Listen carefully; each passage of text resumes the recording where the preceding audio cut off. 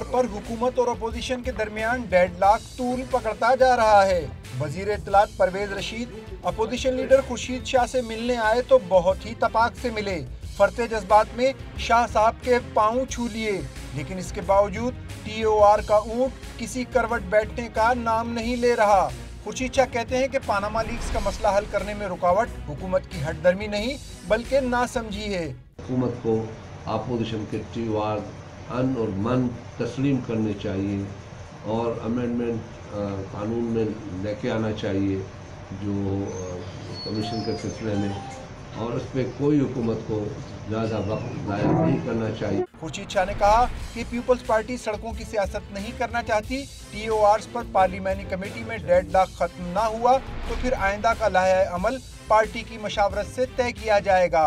ہمیں ساری اپوزیشن کے ساتھ مل کے فیصلہ کرنا چاہیے اور ان کے مشورے کے ساتھ آگے بڑھنا چاہیے۔ تو نیچرلی یہ پیغام میں نے چودھری اطلاع صاحب کو دے دیا۔ TORs کمیٹی میں شرکت کرنے یا نہ کرنے کا حتمی فیصلہ کرنے کے لیے متحدہ اپوزیشن کا اجلاس کل دوپہر 2 بجے پارلیمنٹ ہاؤس میں طلب کر لیا گیا ہے۔